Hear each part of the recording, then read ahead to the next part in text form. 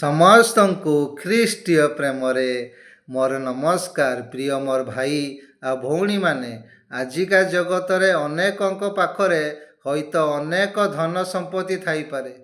ତାଙ୍କ ପାଖରେ ବଡ଼ ବଡ଼ ବିଲ୍ଡିଂ ଥାଇପାରେ। ସେମାନେ ଏସି ରୁମ୍ରେ ରହିପାରନ୍ତି, ସେମାନେ ଏସି କାର୍ରେ ବୁଲି ପାରନ୍ତି, ଯେଉଁଠି ଚାହାନ୍ତି ସେଇଠି ଯାଇପାରନ୍ତି, ଯାହା ଚାହାନ୍ତି ତାହା କିଣି ପିନ୍ଧି ପାରନ୍ତି, ଖାଇପାରନ୍ତି। କିନ୍ତୁ ସେମାନେ ଗୋଟେ ବିଷୟ ପଇସା ଦେଇ ସେମାନେ କିଣିପାରନ୍ତି ନାହିଁ, ତାହା ହେଲା ଶାନ୍ତି। ଆମକୁ ଯଦି ଶାନ୍ତି ପାଇବାର ଅଛି, ପ୍ରଭୁ ଯୀଶୁଙ୍କ ନିକଟକୁ ଯିବାର ଅଛି।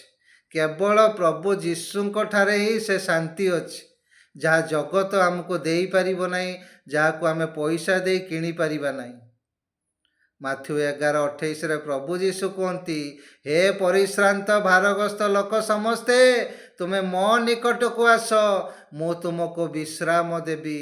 ଆମକୁ ଜାଣିବାର ଅଛି କେବଳ ପ୍ରଭୁ ଯୀଶୁଙ୍କ ଠାରେ ହିଁ ବିଶ୍ରାମ ଅଛି, ତାଙ୍କ ଠାରେ ହିଁ ସେ ଶାନ୍ତି ଅଛି।